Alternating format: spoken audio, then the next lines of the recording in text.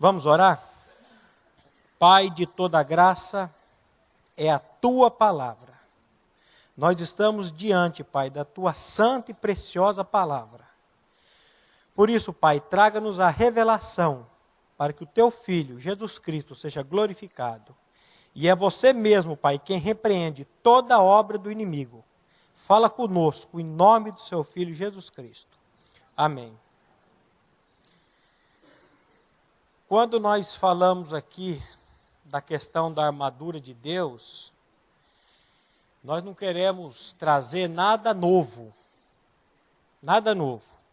nem uma nova doutrina, mas somente levar os irmãos e as irmãs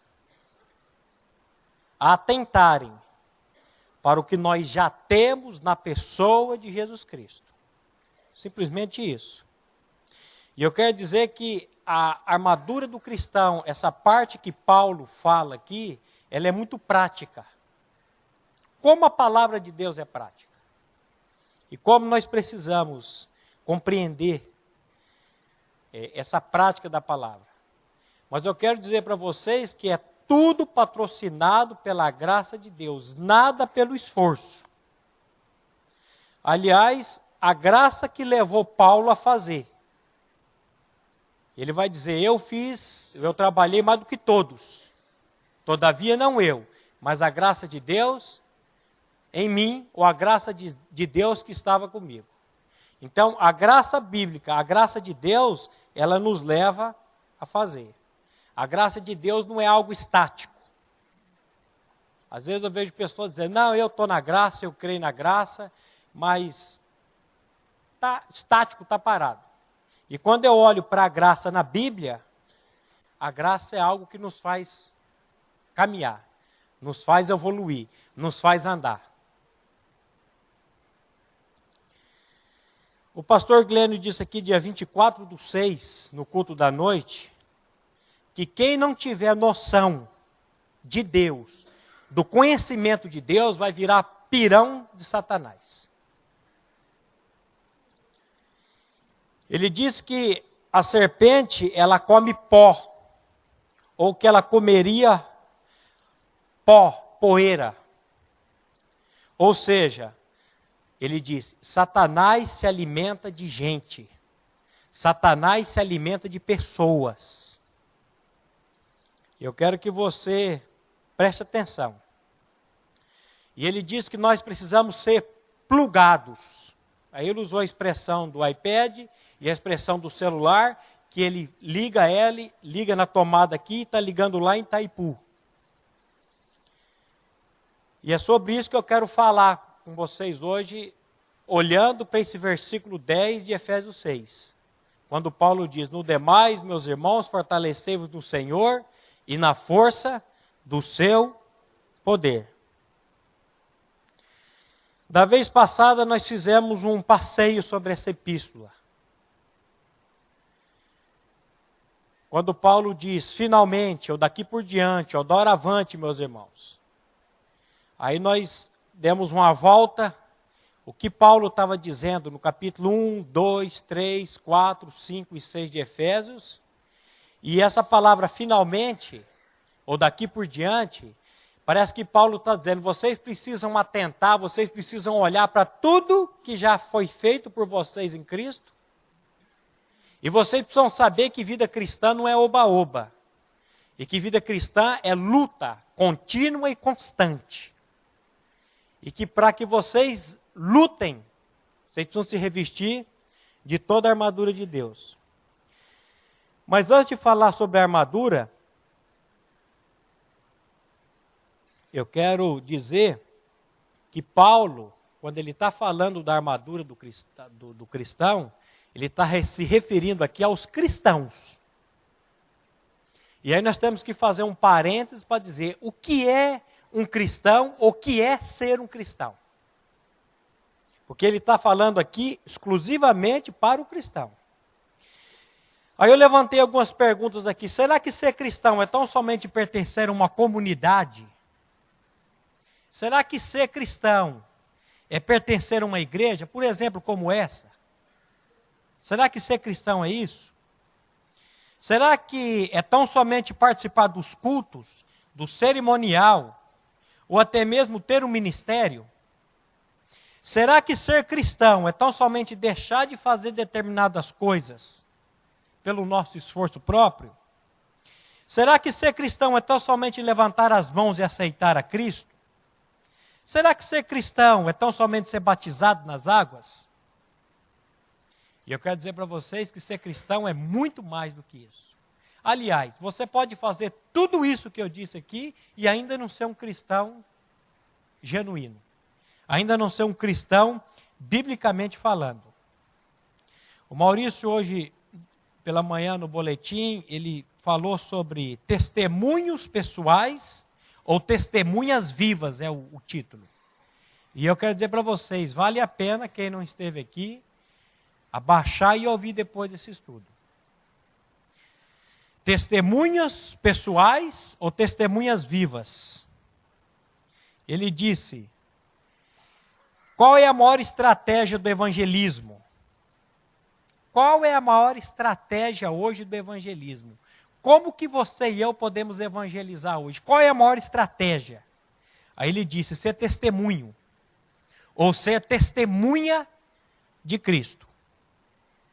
Isso é evangelismo prático. É aquela frase que nós já ouvimos aqui. Pregue o evangelho, se necessário for, use palavras. O que significa isso? As pessoas estão olhando para a sua vida e para a minha vida. E quando as pessoas estão olhando para as nossas vidas, eles estão enxergando a pessoa de Cristo nas nossas vidas. E foi muito prático o estudo dele. Agora, ser cristão é sair de um estado de morto espiritual para um estado de vivo espiritual. E tudo isso pela graça de Deus. Lá em Efésios 2:1, Paulo vai dizer, Ele vos deu vida, estando vocês mortos em delitos e pecados.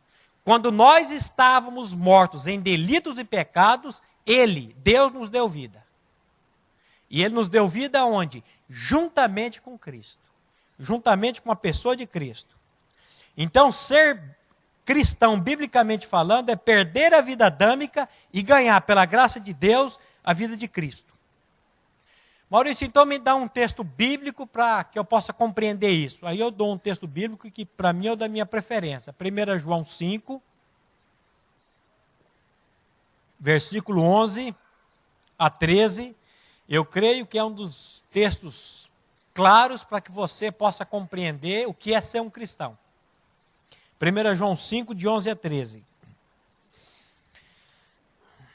Testemunho, e o testemunho é este, que Deus nos deu a vida eterna, e esta vida está no seu Filho. Aquele que tem o Filho tem a vida, aquele que não tem o Filho de Deus não tem a vida. Estas coisas vos escrevi, a fim de saberdes que tendes a vida eterna, a vós outros que credes em o nome do Filho de Deus. Ter o Filho de Deus vivendo em você é ser cristão. Ele diz, o testemunho é este. Deus nos deu a vida eterna. E a vida eterna está em seu Filho, é uma pessoa. Não é um sistema, não é uma denominação, não é uma religião, mas é uma pessoa. Aí ele diz, quem tem o Filho, tem a vida. Quem não tem o Filho de Deus, não tem a vida. E aí ele termina dizendo, essas coisas eu vos escrevi para que saibais que tendes a vida eterna. Aí ele fala, a vós outros os que credes no nome e na obra que Jesus executou lá na cruz do Calvário por você e por mim. Porque a palavra de Deus era clara quando ela diz, a alma que pecar, essa terá que morrer. O salário do pecado é a morte. Por que Cristo morreu se ele não tinha pecado? Ele morreu no seu lugar e no meu lugar, só que, quando ele morreu lá naquela cruz, ele mesmo disse, e eu quando for levantado da terra, atrairei todos a mim. E quando ele morreu lá naquela cruz, há mais de 2000 anos atrás, ele atraiu o seu pecado, a sua natureza, no corpo santo dele. E você morreu juntamente com ele. e ressuscitou juntamente com ele. Quando você conhece essa obra e você clama a Deus, ao Espírito Santo de Deus, por revelação,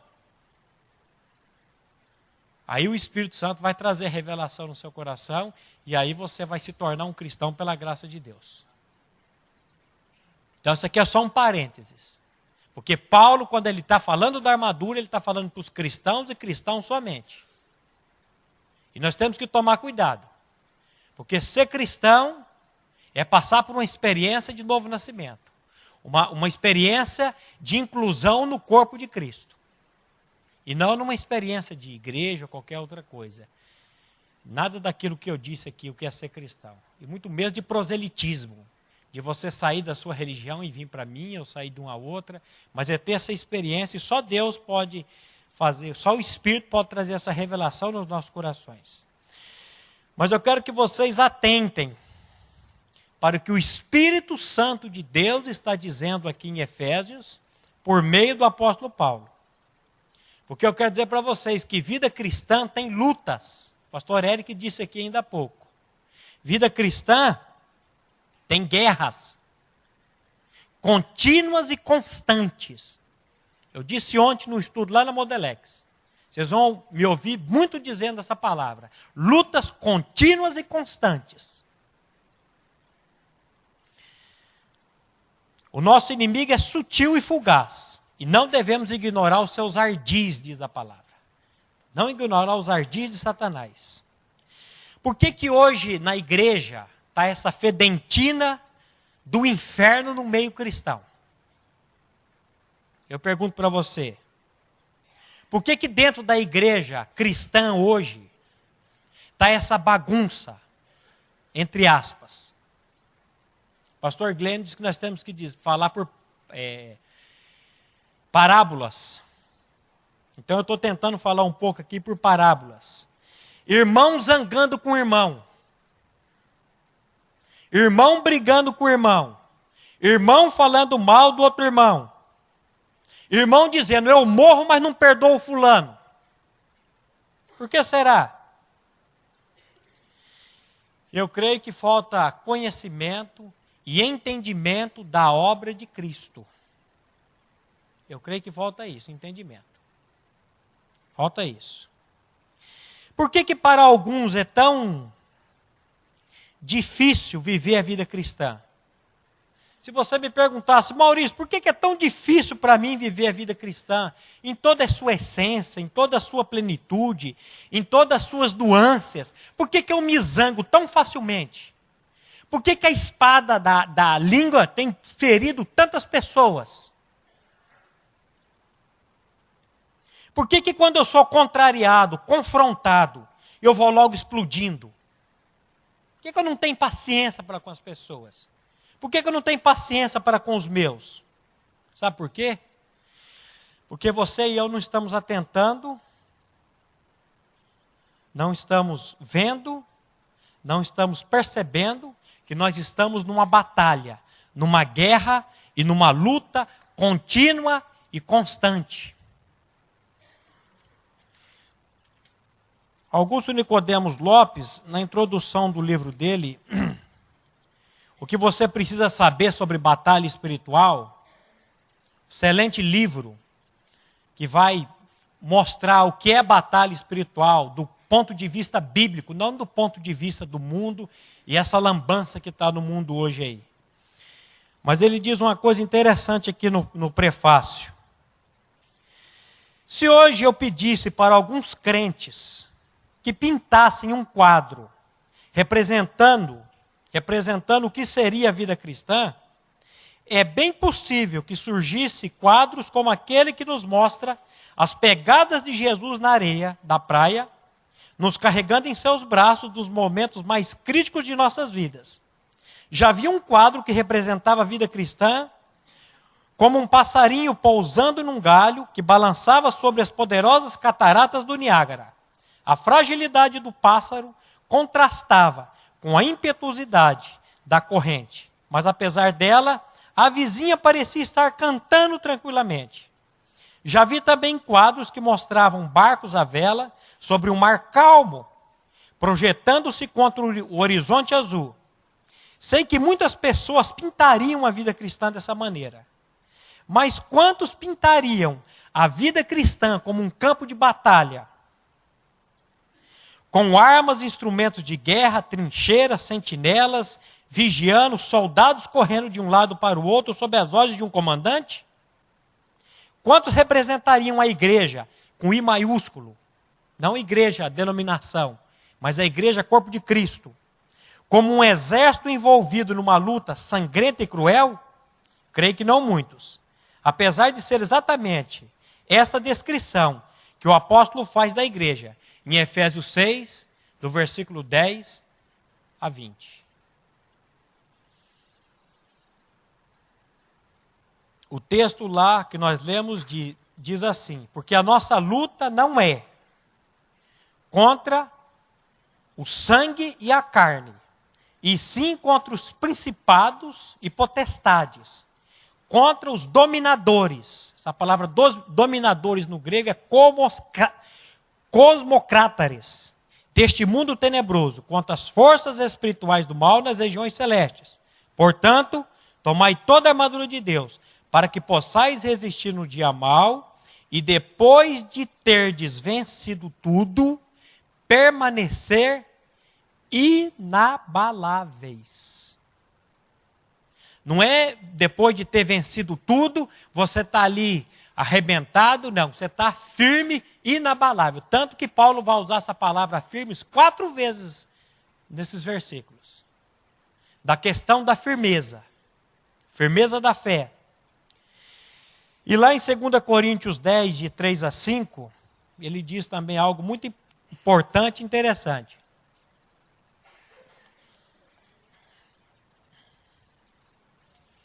Segunda Coríntios 10, de 3 a 5.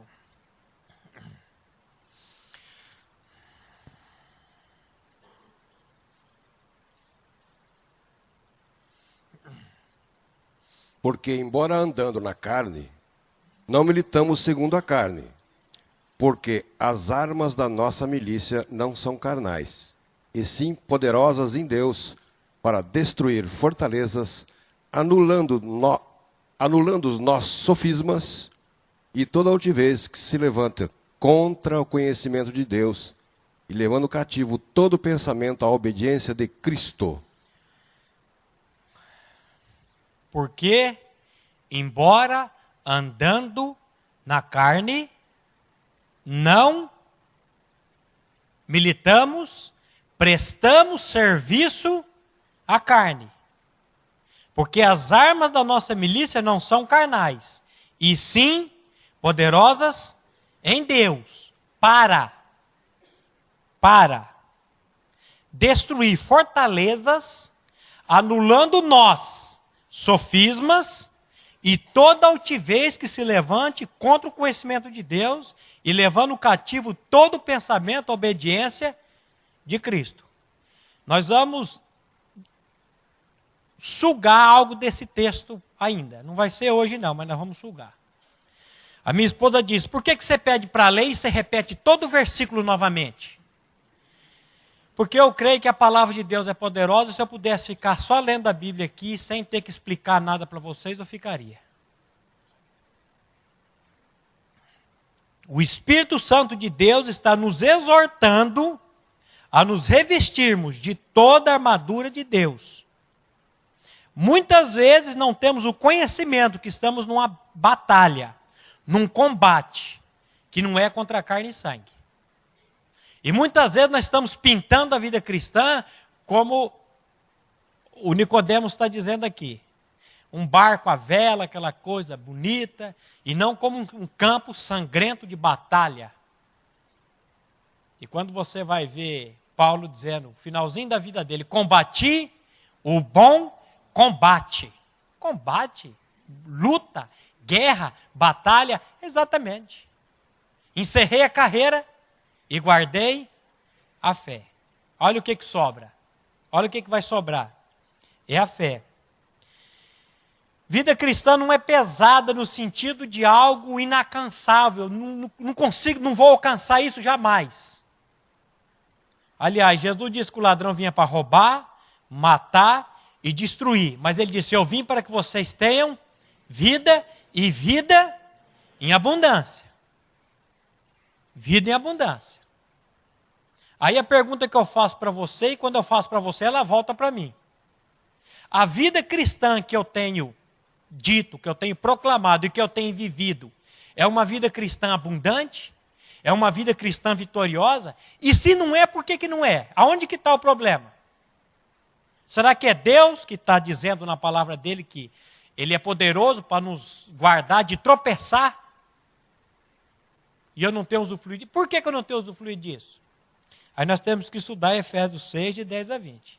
Lembre-se que o nosso Senhor disse que o fardo dele era leve e o jugo dele era suave.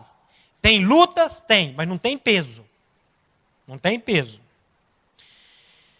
Qual é o tipo do seu cristianismo? Pesado ou leve? Alguns podem dizer pesado. Então nós temos que olhar para Efésios 6, de 10 a 20, e ver e perceber o que o Espírito Santo está querendo tratar com você e comigo ali. A minha Bíblia e a sua Bíblia vai dizer assim, lá em Jeremias, o meu povo fez duas, Deus dizendo para você e para mim, o meu povo fez duas maldades. Quais? A mim me deixaram manancial de águas vivas e cavaram para si mesmos cisternas rotas, quebradas, que não pode ajuntar água. É ele que está dizendo. Se nós temos em nós essa nova vida, a pergunta que nós temos que fazer é como que eu posso manter essa vida? Como que eu posso usufruir desse poder que a Bíblia diz que emana dessa vida? Porque a Bíblia diz que todos os tesouros da sabedoria e do conhecimento estão ocultos em uma pessoa. E essa pessoa chama-se Cristo. Como que eu posso? Eu tenho até medo de falar essa palavra. Eu até coloquei entre parênteses aqui. O posso e o aumentar. Mas como que eu posso me tornar cada vez mais forte no Senhor e na força do seu poder? Como que eu posso aumentar esse poder que está em mim? Que poder que é esse? A vida de Cristo. Está aqui. E por que eu não tenho usufruído disso? Dessa divina semente que a Bíblia diz que está em você e em mim. Mais um texto, 1 João 3. O estudo hoje tem 4.961 palavras. Nós estávamos falando ontem, no estudo, quando Paulo estava pregando, e à meia-noite Eutico caiu da janela do terceiro andar e morreu. E aí Paulo foi lá e ressuscitou o homem. E o engraçado é que depois ele continuou pregando até o sol, até amanhecer o dia. 1 João 3,9. Todo aquele que é nascido de Deus não vive na prática do pecado, pois o que permanece nele é a divina semente. Ora, esse não pode viver pecando, porque é nascido de Deus. Não significa que essa pessoa nunca mais vai pecar. Mas isso significa que essa pessoa não peca mais como hábito, como algo natural. Olha o que ele está dizendo. Todo aquele que é nascido de Deus não vive na prática do pecado. Por quê? Porque o que permanece nele é a divina semente. Ora, esse não pode viver pecando ou viver na prática do pecado. Por quê? Porque é nascido de Deus. E por que não pode viver na prática do pecado? Porque agora essa pessoa é nascida de Deus. Agora existe uma semente divina na vida dessa pessoa habitando nela. O argumento de João aqui é que ser nascido de Deus significa que uma semente ou um princípio de vida eterno foi colocado em você e foi colocado em mim. E por causa que esse princípio, por causa que essa semente está em mim, eu não posso mais continuar na prática do pecado. O cristão não é simplesmente alguém que decidiu seguir a Deus ou seguir a Cristo por causa disso ou daquilo, mas porque foi posto nele uma semente divina ou um novo princípio. E esse princípio de vida aqui, que ele colocou em nós, ele tem poder, ele tem força para mudar e transformar a vida do mais infeliz, do mais vil pecador, numa pessoa santa. Essa palavra santo é separado, tirado de, para. Só Deus pode fazer isso. Por isso que Paulo vai dizer em 2 Coríntios assim: se alguém está em Cristo, é uma nova criatura, uma nova criação. Não é mais uma velha criação, é uma nova criação. As coisas velhas já passaram e eis que tudo se fez. Ou eu gosto de uma versão alternativa que diz: se fará novo. E a Bíblia diz que aquele que começou a boa obra em vós, ele há de aperfeiçoá-la e completá-la até o dia de Cristo Jesus. Nós não temos um Deus que começa uma obra nas nossas vidas e abandona, mas ele vai continuando. Então há agora nesse homem, nessa pessoa, uma semente da vida eterna, um princípio divino, e essa pessoa agora é nascida de Deus, gerada por Deus. Aí você diz aleluia. Por quê? Porque é Deus fazendo, é a graça dele operando. Há nesse homem agora algo que é maior do que ele todo, do que a sua totalidade, que é a própria vida de Deus, para governar a vida dessa pessoa. Por isso que essa pessoa não pode mais viver como vivia antigamente. De maneira nenhuma. Mas a Bíblia diz que esse homem, essa pessoa, é apenas uma criança em Cristo. Um bebê em Cristo. Isso é uma metáfora. Qual que é a necessidade agora aqui? De desenvolvimento, de crescimento. O escritor aos Hebreus, lá no capítulo 5, versículos 11 a 14, ele vai tratar dessa questão de maneira impressionante. Hebreus 5, de 11 a 14.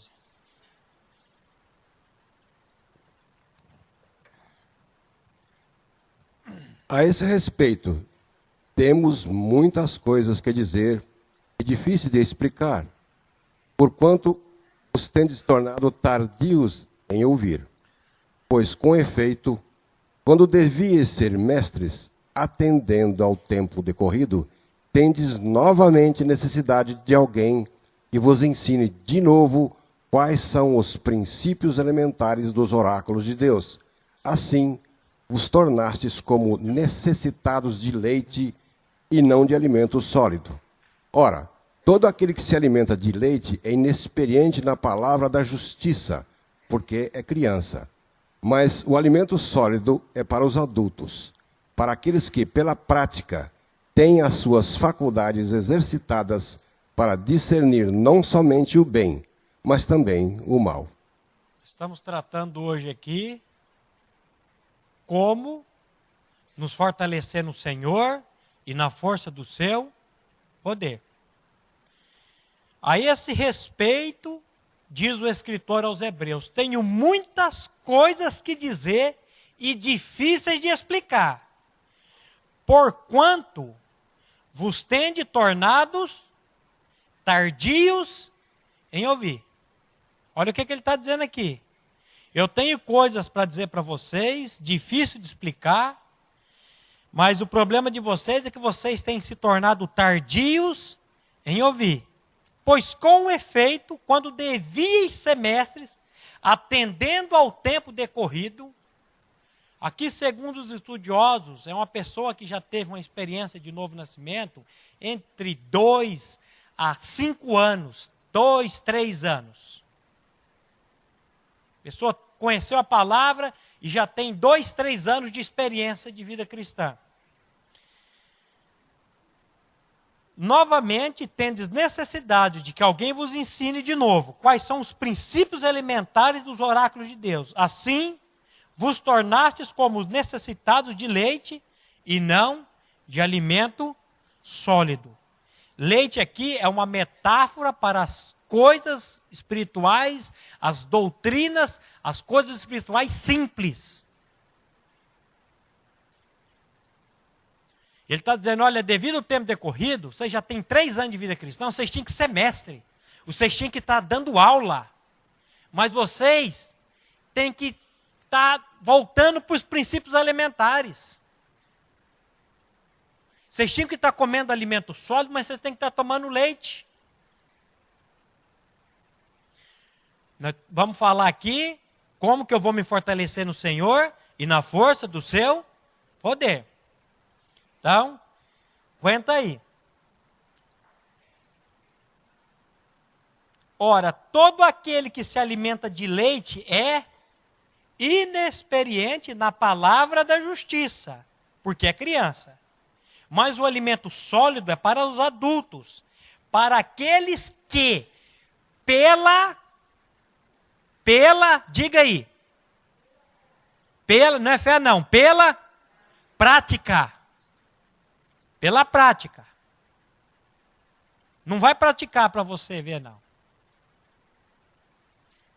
Faça a inscrição segunda-feira lá na Modelex e começa a levantar peso lá. Vai praticando. Daqui a pouco as pessoas vão falar, o que está acontecendo com você? Você está ficando, parece que mais forte, mais... É a prática. O nosso músculo é preguiçoso. Mas se você começar... Depois eu desconto lá, viu, Odir? Se você começar, ele vai aumentar. Só que o grande segredo da musculação não é a musculação em si, mas a alimentação. Você precisa fazer uma alimentação rica em proteína. E se você fizer uma alimentação rica em proteína e exercício físico, não tem como não se desenvolver. Não tem como. E nós vamos mostrar aqui hoje como que eu vou me fortalecer no Senhor e na prática, fortalecer no Senhor e na força do seu poder. Como na prática que eu vou fazer isso? Eu preciso me alimentar, preciso comer e beber. Deixa eu voltar que eu já estou pulando lá. Então ele está dizendo aqui, mas o alimento sólido é para os adultos, para aqueles que pela prática têm as suas faculdades exercitadas para discernir não somente o bem, mas também o mal. Aí você tem um discernimento. Nós podemos entender essa metáfora aqui, quando nós ouvimos o que o nosso Senhor disse lá em João 3,3. Aquele que não nascer de novo, não pode ver o reino de Deus. Então, quando você nasce de novo, você é um bebê em Cristo, que precisa crescer e desenvolver-se. Desenvolver-se. E como que esse bebê vai desenvolver-se? Comendo e bebendo. Do que um recém-nascido mais necessita hoje? Comida e bebida. Ou seja, alimento, nutrição.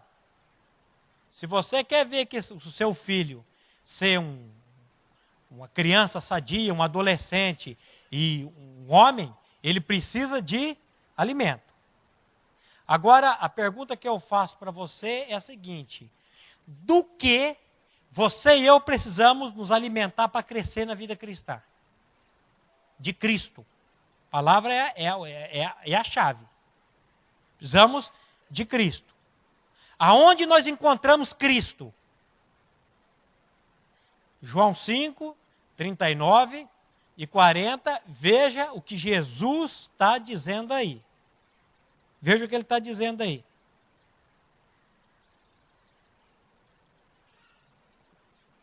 Examinai as Escrituras, porque julgais ter nelas a vida eterna, e são elas mesmas que testificam de mim. Contudo, não quereis vir a mim para terdes vida. Examinais, Jesus dizendo, examinais as Escrituras, porque julgais, vocês julgam ter nelas o quê? A vida eterna. e são estas mesmas escrituras que testificam de mim. Contudo, não quereis vir a mim para terdes vida. Outra ocasião, Jesus assim, santifica-os na verdade. A tua palavra é a verdade. Lá em João 6 ele vai dizer assim, as palavras que eu vos digo são espírito e são vida. Espírito e vida. São vida ou não são vida?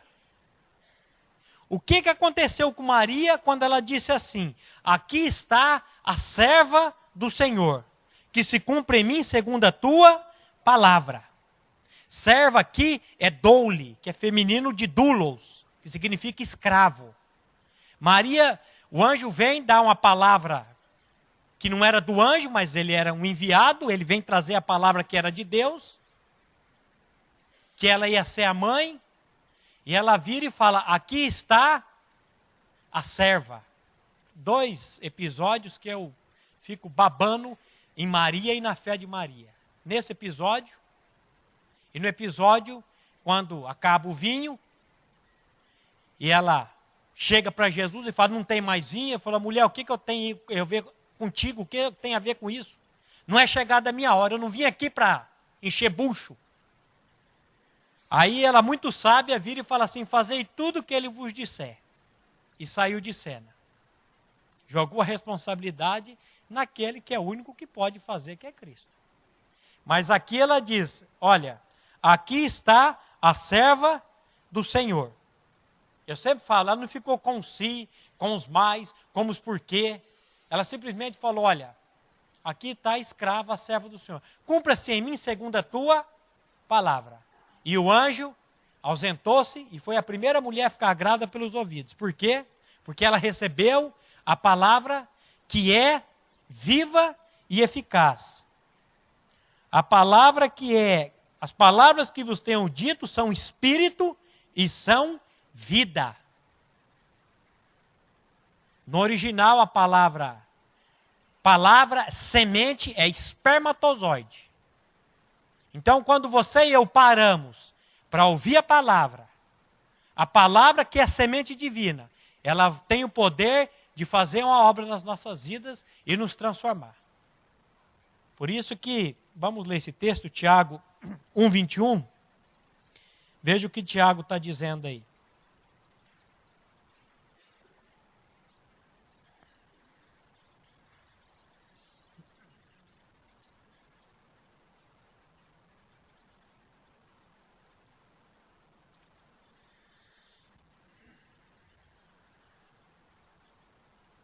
Portanto, despojando-vos de toda impureza e acúmulo de maldade, acolhei com mansidão a palavra em vós implantada, a qual é poderosa para salvar a vossa alma.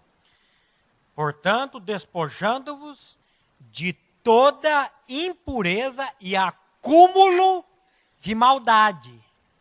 Existe na vida sua e minha uma coisa chamada impureza e acúmulo de maldade, acúmulo de mal. Aí Tiago está dizendo, por isso vocês têm que acolher, receber, de que maneira? Com mansidão, a palavra em vós enxertada ou implantada, a qual é poderosa, dunamai. Poderosa para quê? Para salvar as vossas, ou a vossa alma. O que é alma? Mente, emoção e vontade. Aqui Tiago está falando para quem já teve uma experiência de novo nascimento, viu? Que agora que você nasceu de novo, você precisa acolher a palavra, você precisa receber a palavra, você precisa estudar a palavra, você precisa se alimentar da palavra. Daqui a pouco nós vamos ver quando Jeremias vai dizer, achadas as tuas palavras, eu logo as comi. Você precisa comer, se alimentar da palavra. O irmão disse aqui, o que eu preciso para crescer? Da palavra.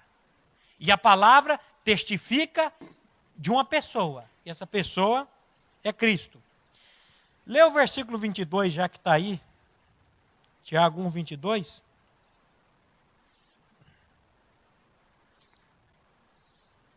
Tornai-vos, pois, praticantes da palavra, e não somente ouvintes, enganando-vos a vós mesmos. Tornai-vos, pois, praticantes da palavra, e não somente ouvintes, enganando-vos a vós mesmos. Por quê? Olha o versículo 23.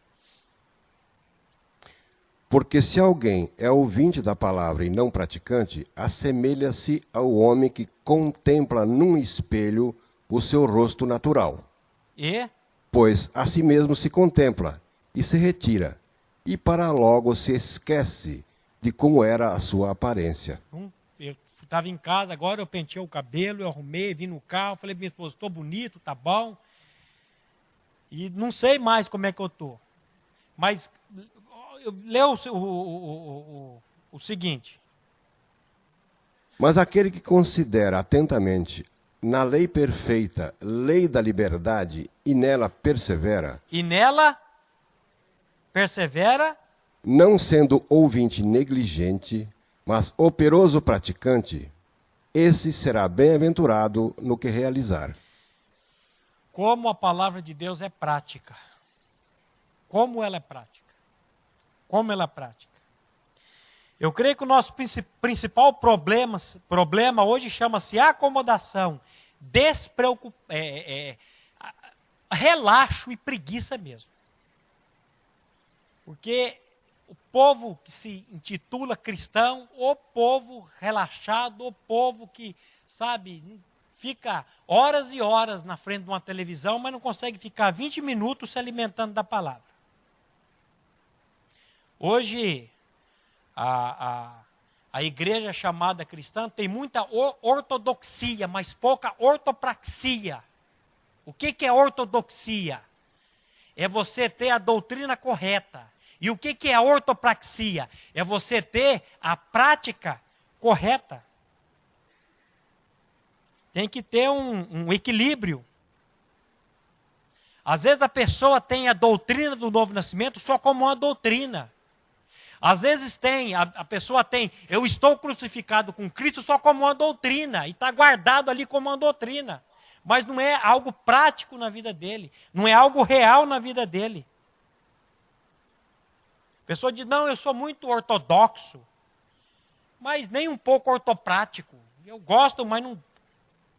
Então você é aquela pessoa que construiu a casa sobre areia. É isso que ele vai dizer aqui.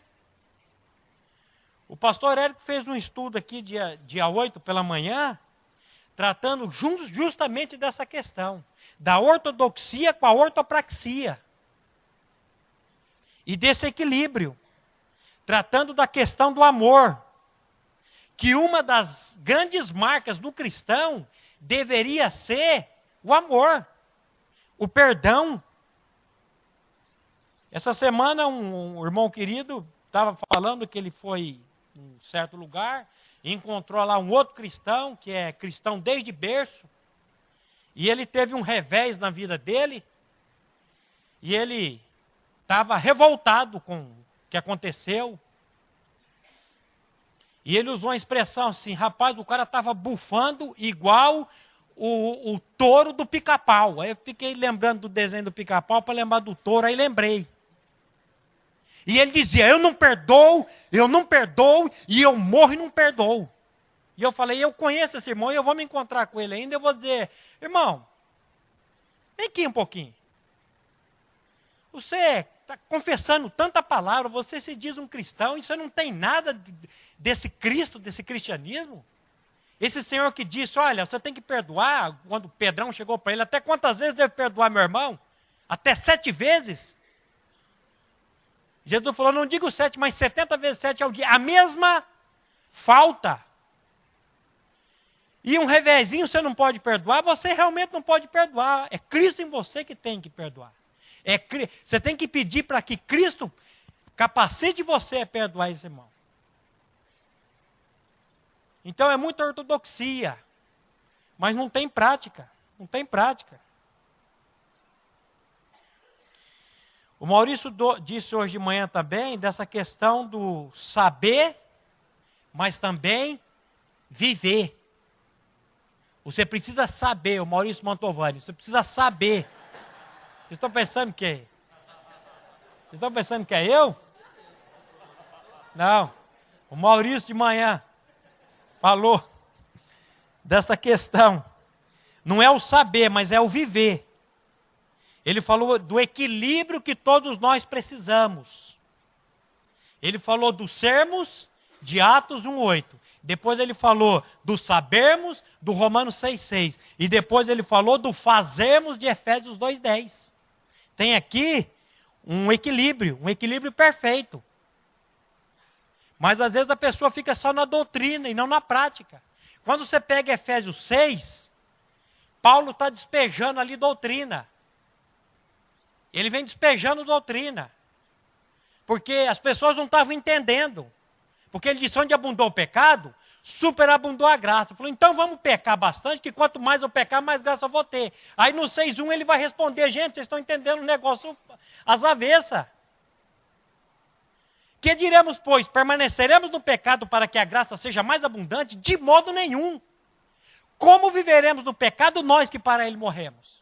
E aí ele começa com a doutrina. Ou não sabeis, ou ignoreis, que todos quantos fomos batizados em Cristo, ele vai falar que morremos em Cristo, o nosso velho homem foi crucificado com Cristo. Mas quando chega no versículo 12, há uma mudança da doutrina para a prática da doutrina. Por isso, portanto, não reine o pecado no vosso corpo mortal. Por isso que já aconteceu aqui, ó. Você foi batizado no corpo de Cristo, o seu velho homem foi crucificado com Cristo, você foi justificado pela morte em Cristo Jesus. Por causa disso, o pecado não pode continuar permanecendo no corpo de vocês, porque agora vocês são novas criaturas em Cristo Jesus. Mas há muita doutrina disso na cabeça. Mas nenhuma prática. Porque sabe quem que vai levar você e a minha prática? É o Espírito Santo. Mas nós não queremos nos humilhar diante da poderosa mão de Deus, não queremos clamar a Ele para que Ele venha fazer uma obra nas nossas vidas. Aí você não vai ter. Aí você vai ficar tentando na força do seu braço e vai viver esse cristianismo mequetrefe, esse cristianismo de não sei o quê, que muitos estão vivendo aí. E o Senhor está dizendo aqui que Ele tem um cristianismo muito maior para nós. Maurício disse de manhã também do perigo, no caso dele, de ser um estudioso da palavra do grego e do hebraico. Ele falou, às vezes, porque nós estudamos a palavra, o significado da palavra no grego e no hebraico, nós muitas vezes caímos na esparrela de achar que podemos conhecer mais do que o outro e saber mais do que o outro. E aí que está o perigo. Porque Jesus ele diz assim, olha Pai, graças te dou. Por quê? Porque ocultaste essas coisas a quem? Aos sábios e entendidos, mas revelaste aos simples, aos pequeninos. Esse que quer fazer, estudar, não sou contra o estudar, não sou contra o fazer. A pessoa vai lá, faz curso, estuda e faz. Agora eu estou apto, agora eu sei. Olha, sem a direção do Espírito e sem a operação do Espírito, vão ser palavras e apenas palavras. E nada mais do que isso. Nada mais do que isso. É aquilo que o Otmani disse. Quando ele estudou e se formou, e ele foi lá numa vila, e ele começou a ver as lavadeiras, e ele disse assim, eu conhecia o Deus da a palavra. Eu conhecia a palavra, eu conhecia o Logos, eu conhecia a Escritura, eu conhecia a palavra. Mas aquelas mulheres simples conheciam o Deus da palavra. Elas tinham intimidade com esse Deus da palavra.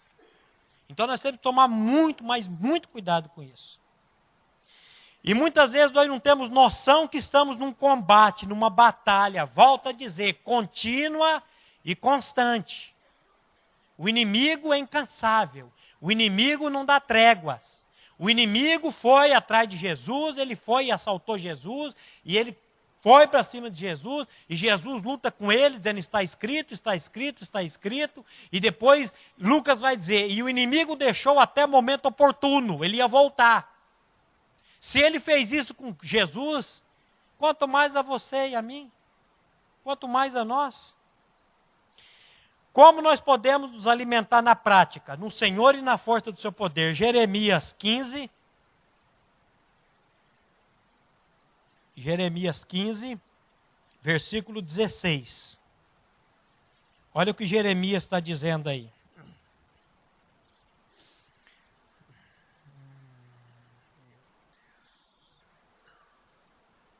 Jeremias 15, 16. Achadas as tuas palavras, logo as comi. As tuas palavras me foram gozo e alegria para o coração, pois pelo teu nome sou chamado, ó Senhor, Deus dos exércitos. Achadas as tuas palavras, logo as comi. Akal, no hebraico, essa palavra, que significa devorei, alimentei. As tuas palavras me foram gozo e alegria para o coração.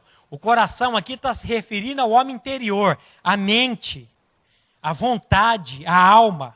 Pois pelo teu nome sou chamado, ó Senhor Deus dos exércitos.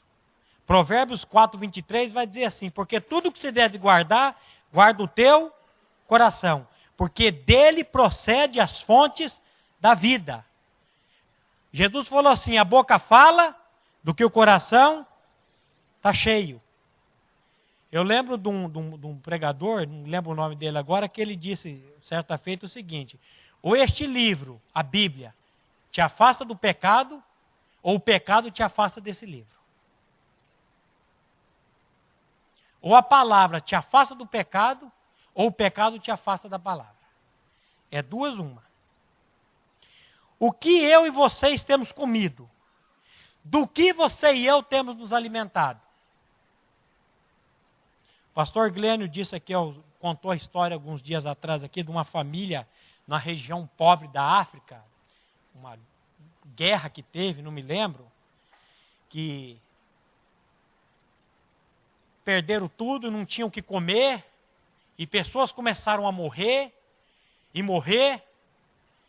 e esse pai de família pegou todo dia, ele reunia a família, e ele abria a palavra de Deus, e ele começava a ler a palavra para a esposa e para os filhos,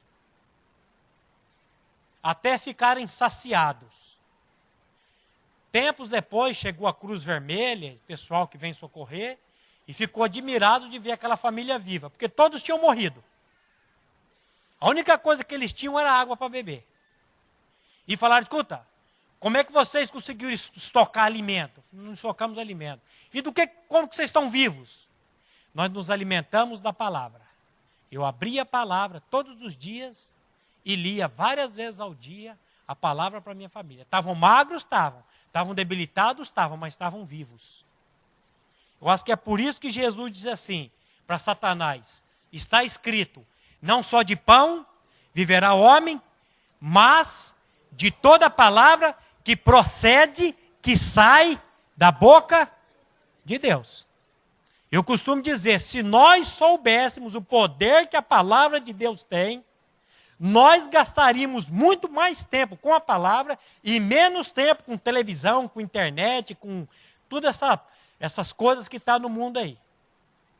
Porque o inimigo, uma das táticas do inimigo hoje é fazer com que você e eu não saibamos remir o tempo. Por isso que Paulo vai dizer lá para os Efésios, vede prudentemente como andais, não como bobos, não como idiotas, não como nécios, mas como sábios, remindo o tempo, porque os dias são maus. Você está pensando que os dias são bons, você está completamente enganado, os dias são maus.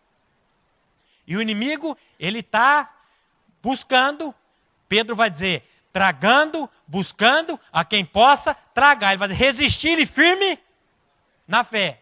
E a fé vem de que maneira? Pelo ouvir e ouvir a palavra. Aí quanto que você ouve da palavra, quanto que ouve da palavra? Aí explica por que a vida cristã está esse troço tão esquisito.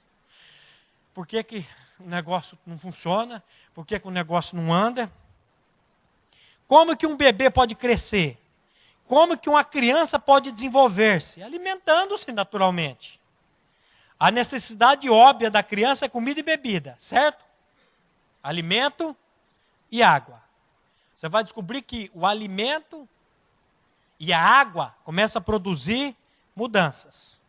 Eu sempre disse na minha ignorância assim, não, nasceu de novo, cresce. Se nasceu, cresce. Não dá comida para ver se cresce. Pega um recém-nascido e não dá comida para ver se ele vai crescer. Aí quando a gente olha na África, aquelas crianças subnutridas, mamando naquele seio daquelas mães que aquilo não é nem seio. Fica ali enganando a criança com aquelas cabeças super desenvolvidas, aqueles corpos raquíticos. O que é aquilo? Por que não cresce? Porque não tem alimento. Então nós precisamos nos alimentar assim da palavra. Diariamente. E você pensa que na vida cristã é diferente? Você pensa que na vida cristã é diferente? Por isso que Paulo está dizendo que nós temos que nos fortalecer no Senhor e na força do seu poder. Poder. Eu disse aqui que quando nós nos tornamos cristãos, nós recebemos da própria mão de Deus força e poder, que é essa semente divina que foi implantada em nós. E agora preste atenção. Cabe a você e cabe a mim tomar medidas providenciadas pelo próprio Deus. Pelo próprio Deus. Para que nós possamos crescer, desenvolver. Você vai ver que esse é um ensino dos apóstolos, você vai ver que esse é um ensino do próprio Jesus Cristo. Precisa de alimento. Vamos lá para João 6,35.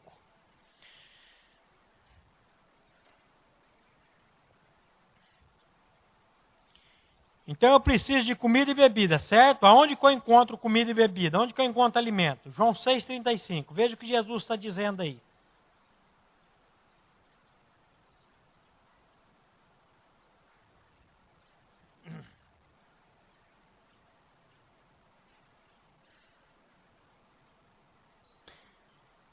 Declarou-lhes, pois, Jesus: Eu sou o pão da vida, e quem vem a mim jamais terá fome, e o que crê em mim jamais terá sede. Olha só. Declarou-lhes, pois, Jesus: Eu sou o pão da vida. O que vem a mim, jamais terá fome. E o que crê em mim jamais terá sede. Comida e bebida. É aquilo que vai me satisfazer. Indo a Cristo e perseverando em a Cristo, você e eu vamos encontrar os dois. Ambos. Lê o versículo 37. Todo aquele que o Pai me dá, esse virá a mim. E o que vem a mim, de modo nenhum o lançarei fora. Todo o que o Pai me dá, esse virá a mim. E o que vem a mim, de modo algum o lançarei fora. Somente Ele pode nos saciar. Noutra ocasião ele diz assim: vinde a mim, todos vós que estáis cansados, sobrecarregados, oprimidos, que eu vos aliviarei. Aprendei de mim. É Ele, é a pessoa dele. Diariamente. Versículos 53 a 57, Dodô.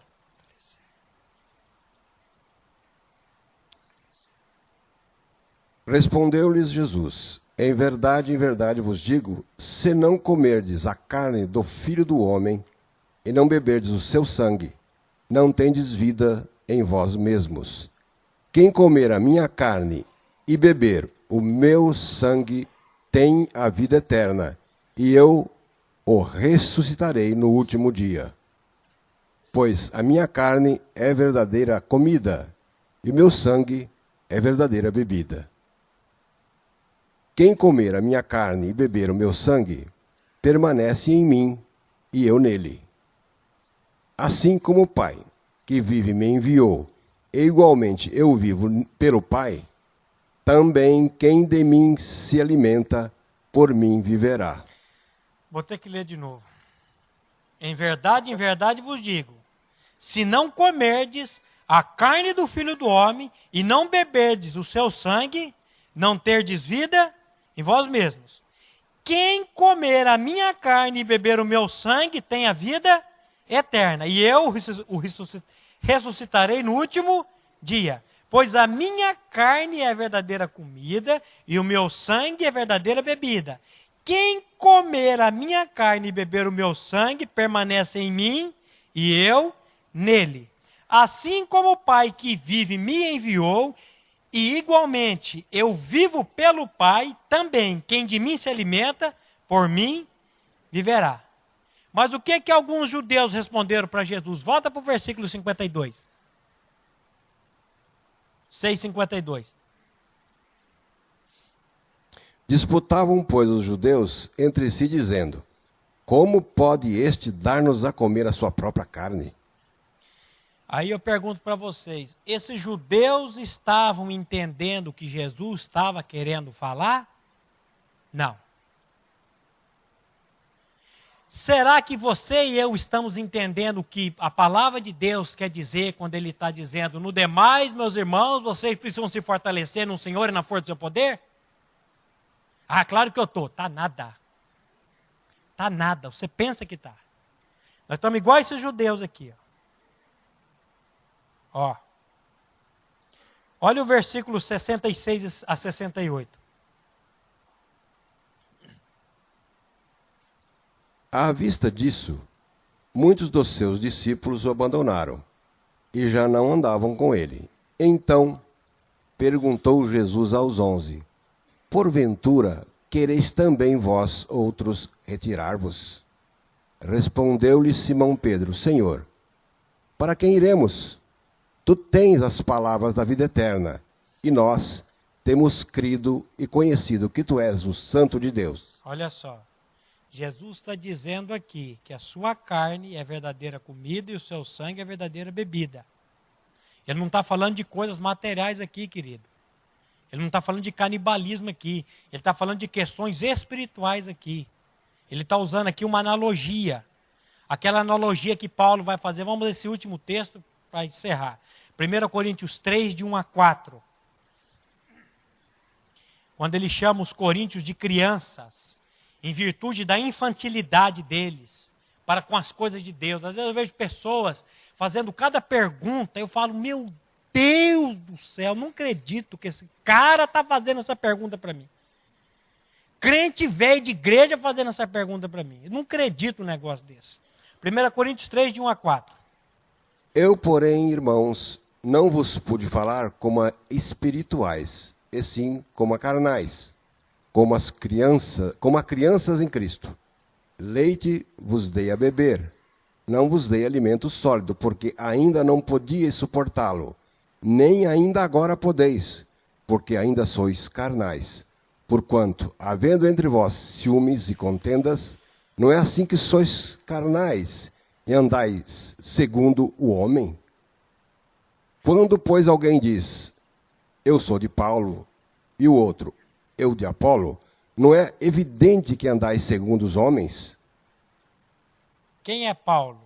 Quem é Apolo?